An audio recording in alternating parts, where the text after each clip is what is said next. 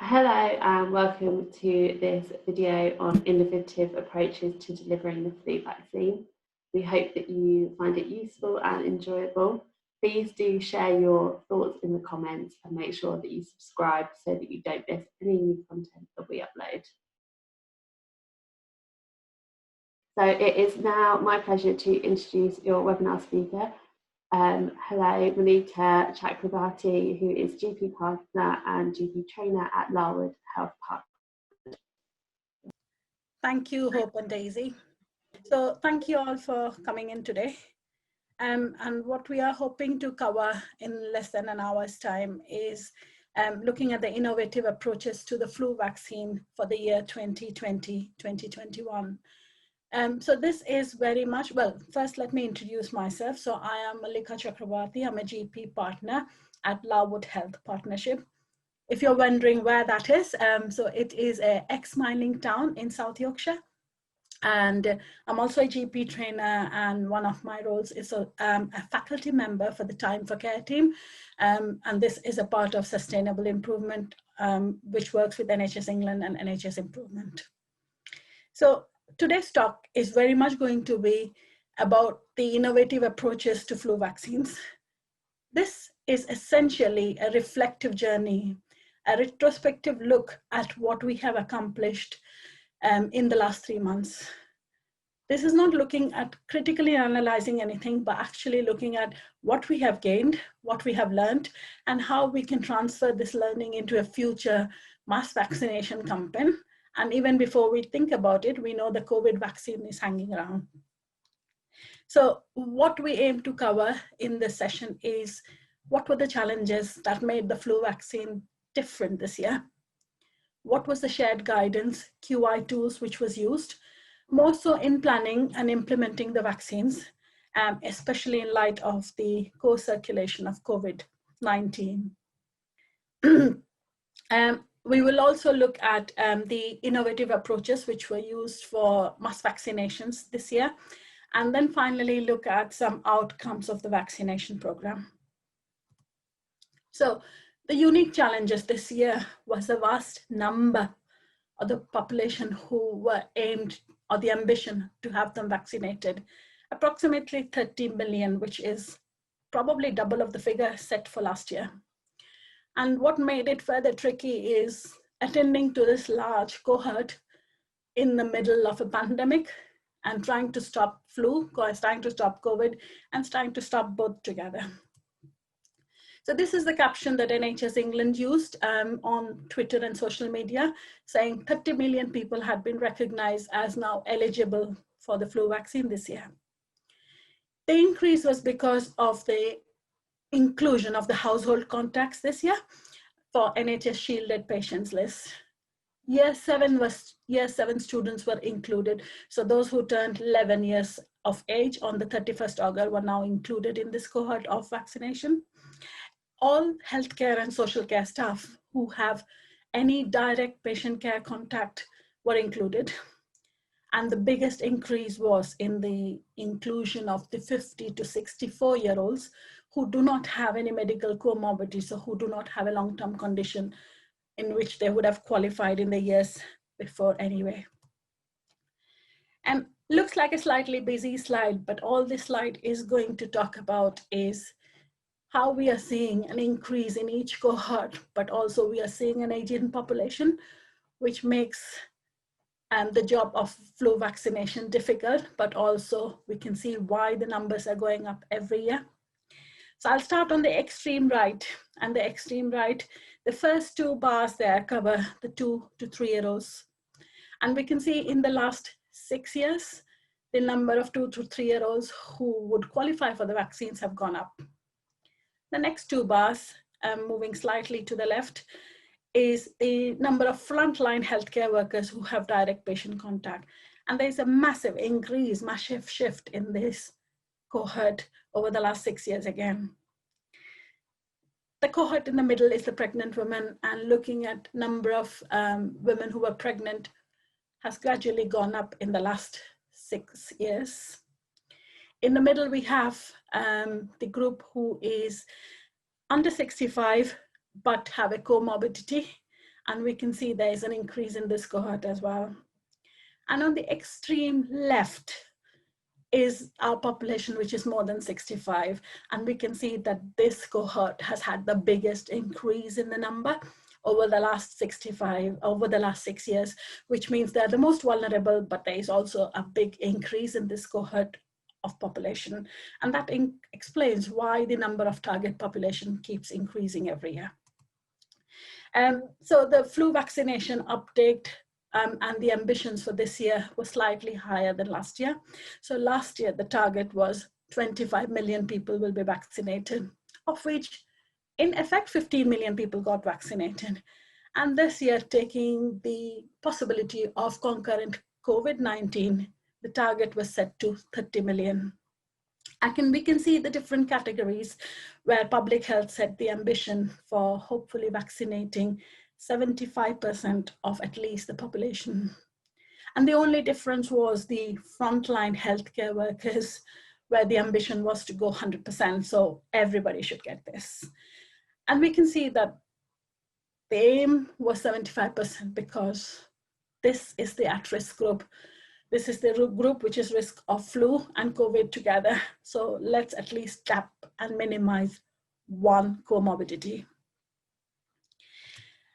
So talking about the challenges that actually face the flu vaccine campaign, the main aim statement was stop flu cases, stop flu and COVID happening together. And this aim was happening on a background of shrinking workforce. People were isolating, there was sickness, and the big task of 30 million people to be vaccinating was there. And with regards to premises, there were concerns about reducing footfall to the practices. There was a big cohort size to be vaccinated, so therefore there's a need for more space. External support variable. Some federations have reported incentives from the STP, but generally it's been very kind of vague and non-specific. CCG support similarly has not been something that's overtly discussed. There's typically always the problem with vaccine supply and delivery. And practices and PCNs and federations, when they have considered an external site, they needed to check on the indemnity cover. We discussed the public health targets, and the targets were larger than last year, and that makes sense, but it makes the task difficult. There were operative challenges, administrative challenges. So challenge for an administrative staff to look at recalls, check at uptake. So they were booked in, but they did not come in, or they were booked in 2 weeks ahead, and they actually had an opportunistic flu vaccine during that time. There were DNAs, and there were SOP having to be written up for everything, including what serious incidents happened, what happens if there was vaccine wastage. And this task cannot be underestimated. Besides this, there was this task of documenting the vaccines, maintaining the cold chain. Some people use quite advanced technology like barcodes and injections cards, which I will cover later.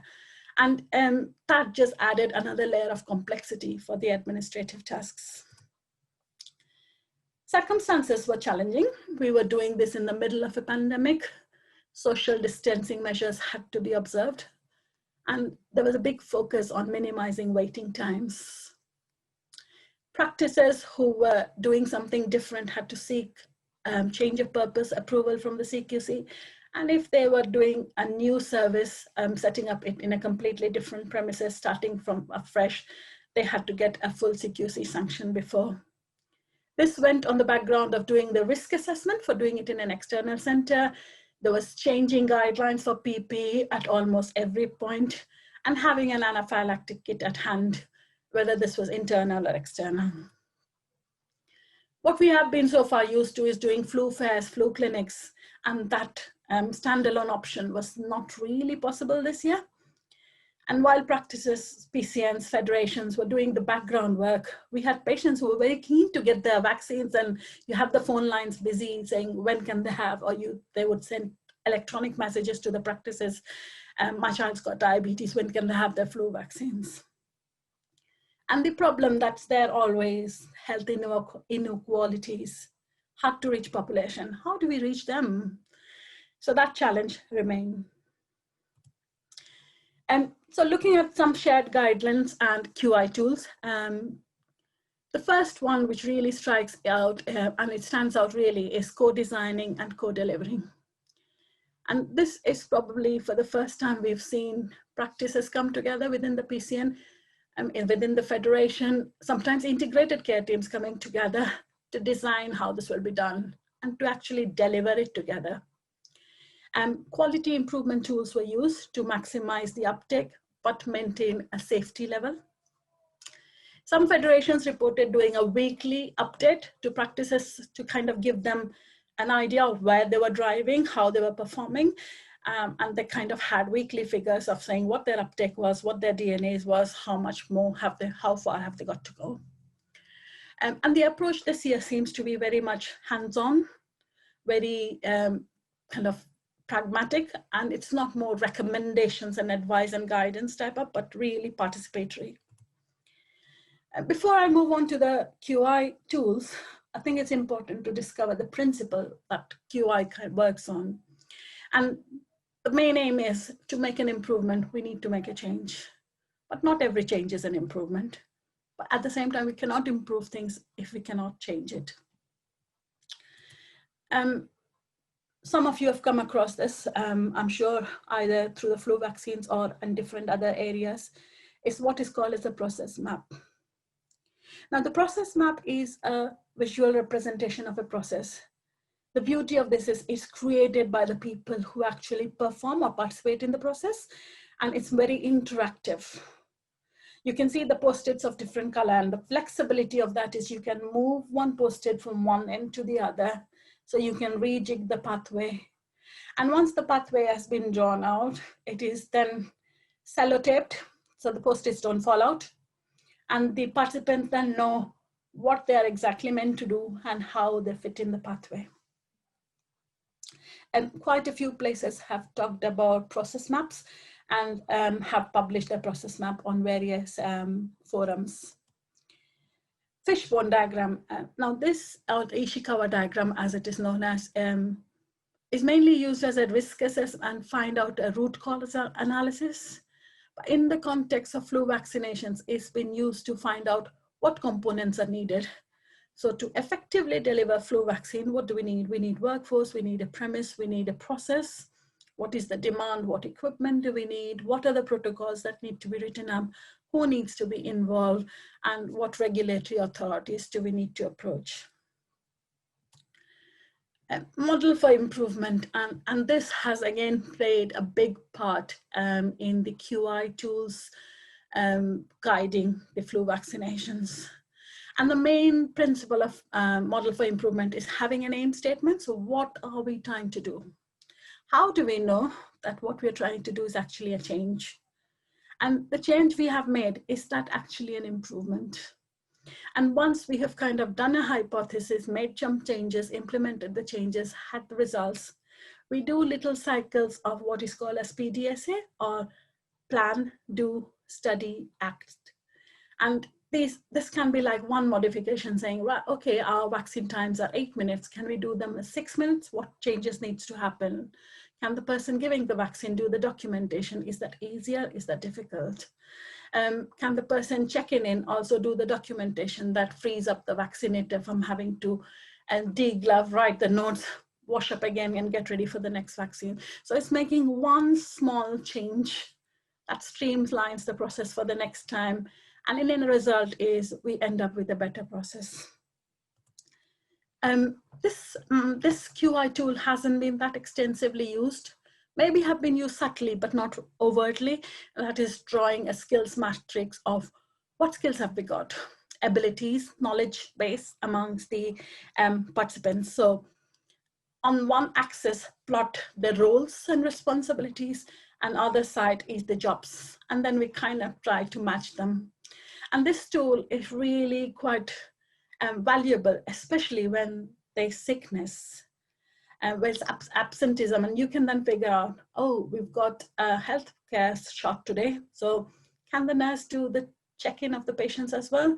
Is there a GP today? What role will they fit in? So it actually tells you how you can cope with your existing manpower, and if you need to plug in more people, where will that be, what sort of people you need more. So these were some of the QI tools which was used in the flu vaccine. And now looking at the approaches to flu vaccines for this year. So I'll start with the public health advice to say, just to keep it safe. And they said careful appointment planning, so minimizing waiting times and maintaining social distancing. They were then also focusing on providing information to the patients in advance, so the appointment could be as sleek as possible. Having a recall system for patients who have not attended in line with the contractual requirements. Promoting drive-through clinics or car park waiting rooms if possible, because they were all promoting the social distancing innovations. And finally, carrying on the home visits service for patients, especially those who are at high risk and were shielding and not really suitable for attending a mass campaign. And some of the innovative approaches we've seen are an online booking system, which was entirely created. Patients were sent a text message just for booking in for the flu vaccines. They booked in an appointment of their choice and attended the appointment. Text messages were sent to patients to say they had a flu vaccine appointment so-and-so day, so-and-so time, and were giving a slot rather than a fixed appointment time. And what this did is what freed up the general telephone lines for the practices. So the demand for inquiries, booking in for flu vaccines are actually low. Drive-through vaccinations and car park waiting was probably one of the most popular innovative approaches, and they've been used both in adults and in children, separately, of course. And then what this allowed was, if we have taken away a bulk of the load from the practice premises, it then allowed the target population who probably cannot come at certain times of the day, who need a family to bring them into an appointment, and probably the most they can travel is the practice side. They then had the appointments within the practice, so it kind of kept the footfall low, but was flexible to suit the needs of people. So we talked about this slightly, is keeping the adults and kids separate.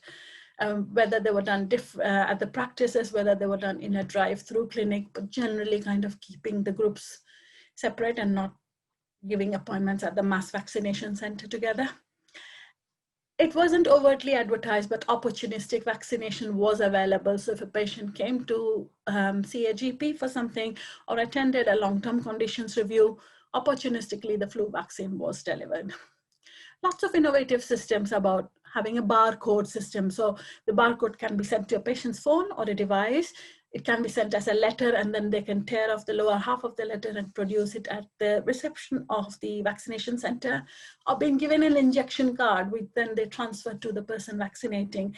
So lots of innovative approaches were used to kind of streamline their identification and also make the registration process slick. And the outcome, what we've seen. So the outcome, what we were seeing mainly is there was massive collaborative approaches.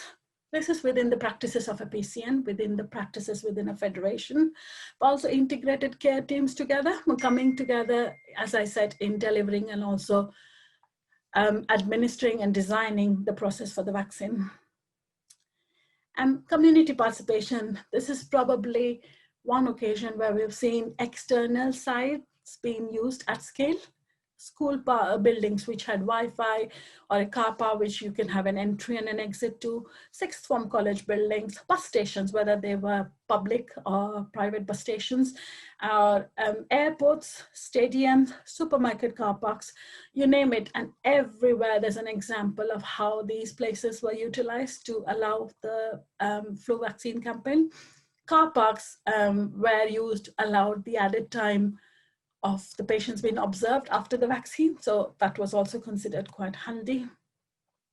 There were lots of pooling of resources and workforce.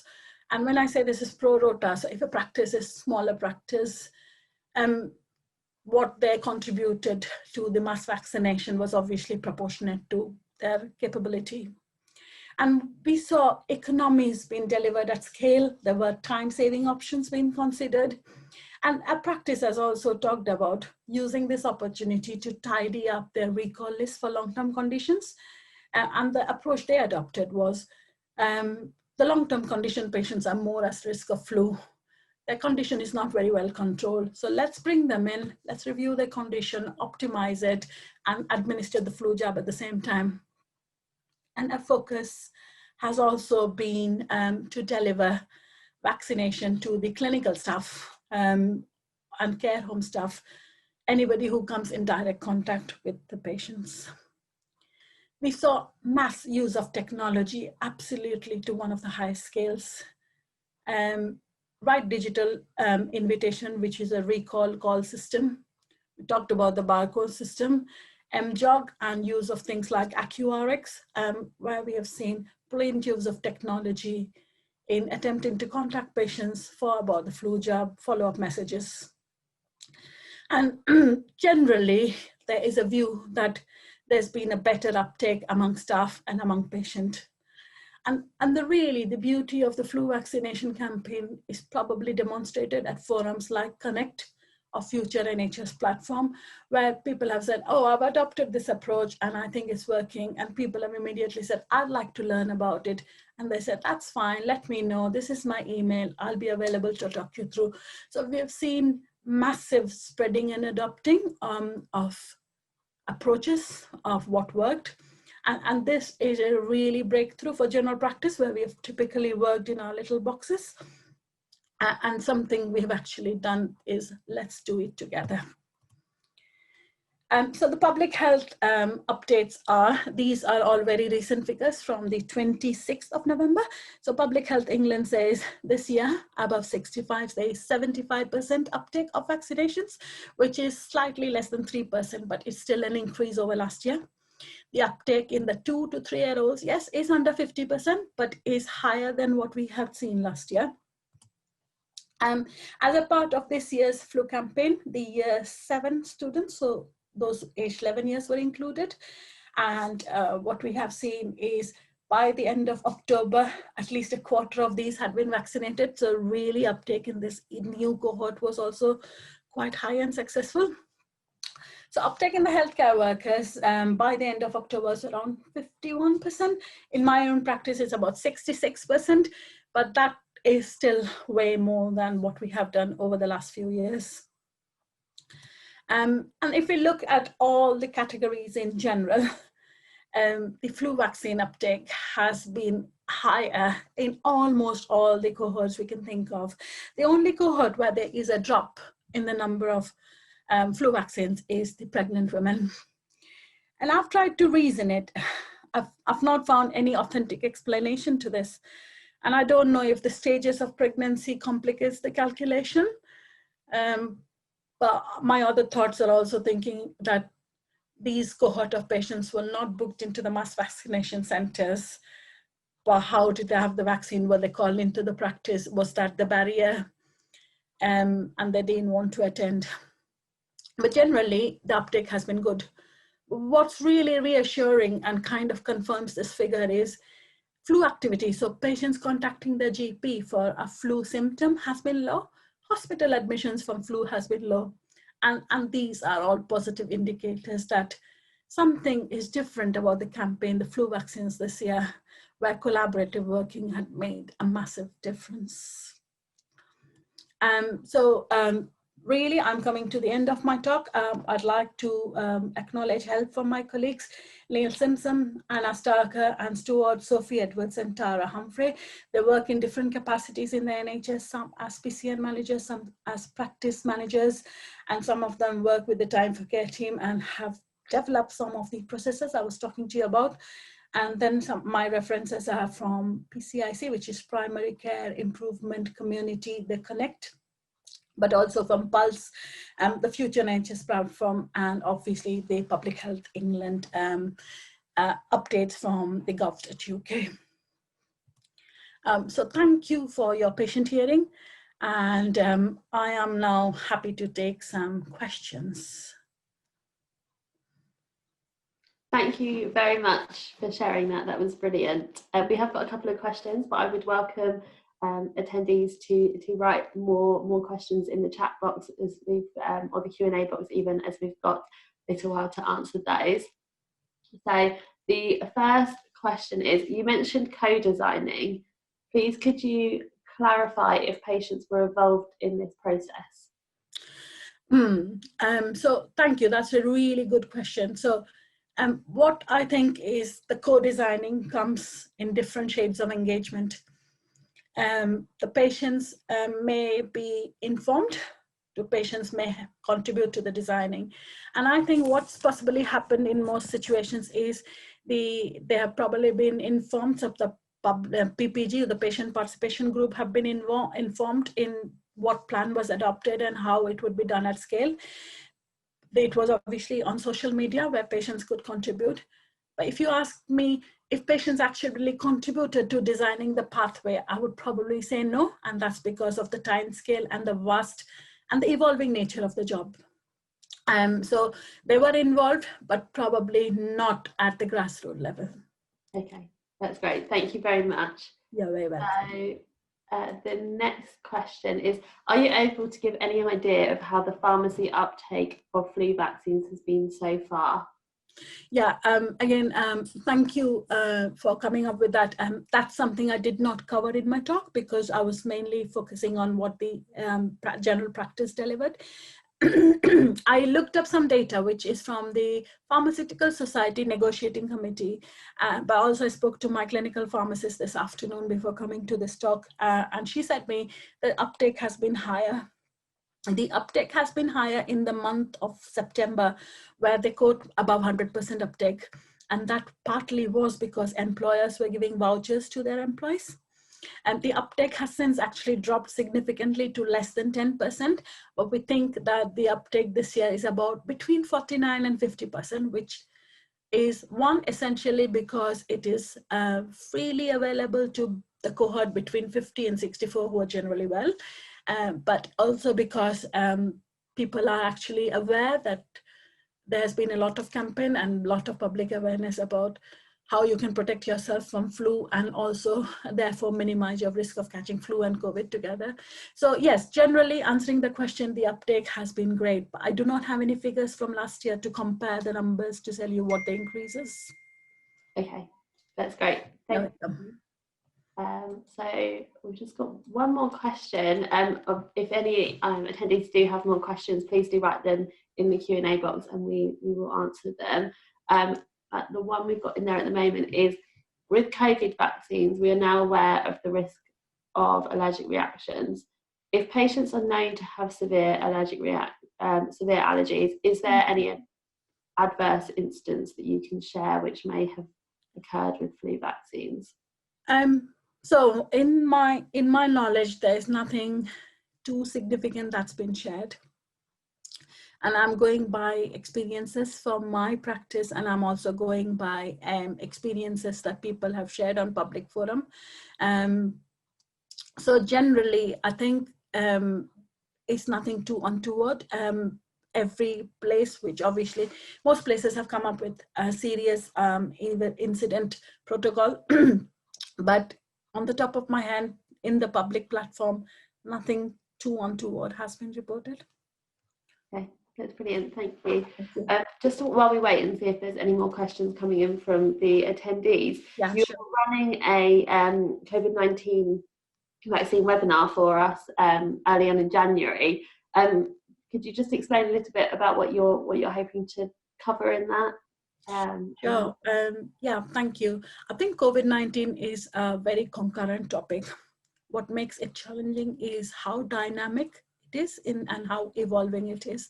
So it was rolled out on Tuesday last week, and by Wednesday we were flooded with news about the allergic reactions and the changing guidelines about we don't need to observe the patients to actually you need to observe the patient and you need a GP on site. I think the guidelines have been really constantly updating, but the challenge with the COVID vaccines is to deliver X number of vaccines within the time slot. So if I have to give you numbers, we're talking about 975 vaccines to be delivered in 3.5 days. And this is without transporting it to the care homes and only to above 80s. That's a logistic challenge with workforce, logistic challenge with finding patients who can have the vaccine and minimize wastage. And it makes it tricky, especially for my practice, because we're going to do it next week and it's actually a shorter week anyway. So we're doing it among the festivities, and I think the whole concept is, yes, people know we will get protection, but it's the first dose, we have to get it rolling, and the guidelines and everything around it is quite challenging, it's quite difficult. So hopefully we will capture some of that in our webinar. Okay. That's brilliant, thank you. So we haven't got any more questions at the moment, but thank you so much. That's been really, really helpful, and hopefully given everybody a bit of an overview of some of the innovative approaches to delivering the flu vaccine.